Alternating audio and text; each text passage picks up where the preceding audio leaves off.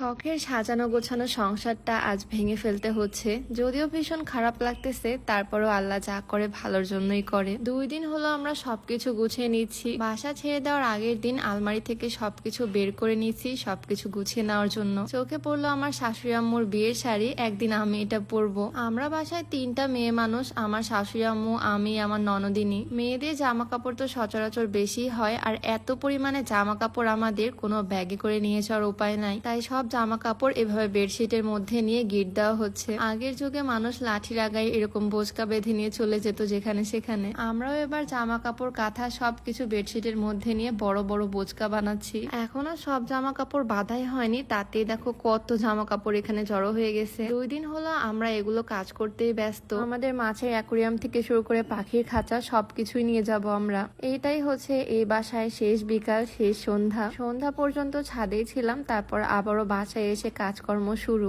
সবকিছু প্যাকেট করা হচ্ছে। একটা বাড়িতে কত কত জিনিস থাকে, সব নিয়ে যেতে হবে। বেশিরভাগ জিনিসই বস্তার মধ্যে করে ভরা হয়েছে যাতে নিয়ে যেতে সুবিধা হয়। বাসার সবাই মিলে এই কাজগুলো করা হয়েছে রাত জেগে জেগে। আর পরের দিন যেদিন আমরা বাসা চেঞ্জ করব, উঠলাম একদম ভোরবেলা 5:30টায়। আলো এখনো ঠিক মতো ফোটেনি, অন্ধকারই থেকে গেছে। শেষ রাতে বৃষ্টি হয়েছে, তাই ওয়েদারটা খুবই সুন্দর। সত্যি বলতে আজকে ঘুম থেকে ওঠার পর থেকে কেমন যেন লাগতেছে, এতদিন এই বাসায় ছিলাম আর আজকে চলে যাব। যাই হোক, আজকে যেহেতু অনেক কাজ, তাই ভোরবেলায় রান্না বান্না সেরে নিতে হবে। নতুন বাসায় গিয়ে আজকে আর রান্না বান্না করা সম্ভব না, তাই সকাল সকাল অনেক কিছু বেশি বেশি করে রান্না করে বক্সে করে নিয়ে যাব নতুন বাড়িতে। শেষবারের মতো একটু ছাদে আসলাম। এই ছাদে যে কত স্মৃতি আছে। যে কোনো ছোটখাটো সারপ্রাইজ আমি আমার হাজবেন্ডকে দিতাম ছাদে এনেই, সেও আমাকে দিত। সকালবেলা ঘুম থেকে উঠে ছাদে আসা, বিকালবেলা ছাদে থাকা, সবকিছুই অনেক বেশি মিস করব। আমি তো এই বাসাতে থাকলাম 7-8 মাস, কিন্তু আমার শ্বশুরবাড়ির ফুল ফ্যামিলি অনেক বছর হলো এ বাড়িতেই ছিল,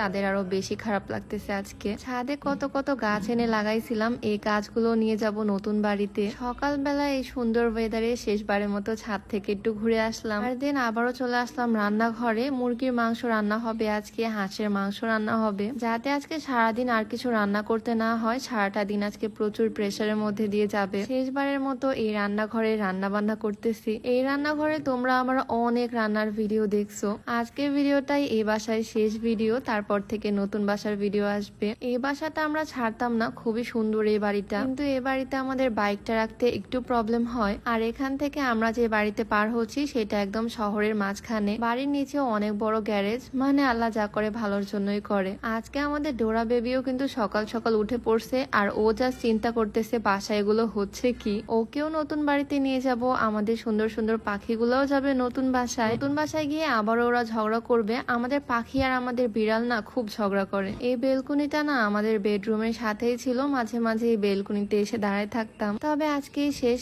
বেলকুনিতে একটা অ্যাকুরিয়ামও ছিল, সব মাছগুলোকে গামলার মধ্যে নিয়ে নেওয়া হয়েছে। নতুন বাড়িতে গিয়ে অ্যাকুরিয়ামটাকে আবারও এই মাছগুলো দিয়ে সুন্দর করে সাজাবো। সকাল সকাল আমার শাশুড়ি আম্মু ফ্রিজ থেকেও মাছ মাংস সবকিছু বের করতেছে, ফ্রিজটা পরিষ্কার করে নিয়ে যাবে। আর এদিকে আমার বেডরুমের পর্দা খোলা হচ্ছে। রুমের অবস্থা এখন একদম 12টা বেজে আছে, সবকিছু নিয়ে যাওয়া হবে। ব্যাগের মধ্যে মশলা, সবজি, হাঁড়ি পাতিল ভর্তি মাছ মাংস, বোঝকায় করে জামা কাপড়, বস্তার মধ্যে বই খাতা, এভাবেই সবকিছু পার করা হচ্ছে। আসলে এই বাড়িটার উপর আমার একটা অন্যরকম মায়া হয়ে গেছে, কেন জানো? বিয়ের পর আমি এই বাড়িতে প্রথম আসছিলাম নতুন বউ হয়ে, আর এই বাড়িতে অনেক স্মৃতি জড়িয়ে আছে। জীবনে বেঁচে থাকলে আরো অনেক সুন্দর সুন্দর মোমেন্ট ক্রিয়েট হবে, বাট কিছু কিছু স্মৃতি থেকে যায় না। তবে জীবনে চলার পথে উন্নতি করতে গেলে কিছু কিছু মায়া তো ত্যাগ করতে হবে। আসলে বাড়ি পার করা বা বাড়ি চেঞ্জ করা বিষয়টা একদিক থেকে যেরকম কষ্টকর, আরেক দিক থেকে কিন্তু প্রচুর ঝামেলার। এসব দেখে আমি ভাবতেছি যাদের ট্রান্সফারের জব বাংলাদেশের বিভিন্ন জায়গায় বিভিন্ন সময় পোস্টিং হয়, তারা ফুল ফ্যামিলি নিয়ে এত কষ্ট করে কিভাবে বারবার সংসার সাজায়। আমাদের তো কয়েকদিন লেগে গেল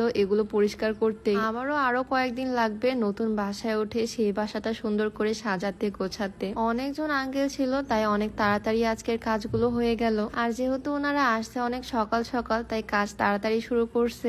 অনেকগুলো ভ্যান রিক্সা আসছে, সব ভ্যান রিক্সার মধ্যে এইভাবে করে বোঝাই করে দেওয়া হচ্ছে। সব জিনিসপত্র এখন চলে যাবে নতুন বাসায়। এই টেডিটা না আমার হাজবেন্ড আমাকে সারপ্রাইজ দিয়েছিল বিয়ের 2 মাস উপলক্ষে। এখন আমাদের বিয়ের 8 মাস, দেখতে দেখতে কত তাড়াতাড়ি সময় চলে যায়, তাই না? কয়েকদিন পরে বিয়ের 1 বছর হয়ে যাবে, ভাবা যায়? সময় মনে হচ্ছে একদম পানির মতোই যাচ্ছে। এই যে আজকে আমরা বাড়ি পার হচ্ছি, নতুন বাসায় গিয়ে 6 মাস থাকার পরেও হয়তো মনে হবে কয়েকদিন আগেই না বাসা পাল্টালাম। যাই হোক, এদিকে অলমোস্ট সবকিছুই বোঝাই করা হয়ে গেছে। এগুলো এখন চলে যাবে নতুন বাসার সামনে। ওখানে গিয়ে আবার সবকিছু নামিয়ে সুন্দরভাবে গোছাতে হবে সংসারটা। সবকিছু তোমাদের সাথে নেক্সট ভিডিওতে শেয়ার করব। সবাই ভালো থাকো। আজকে ভিডিওটা এখানে শেষ করছি। আল্লাহ হাফেজ।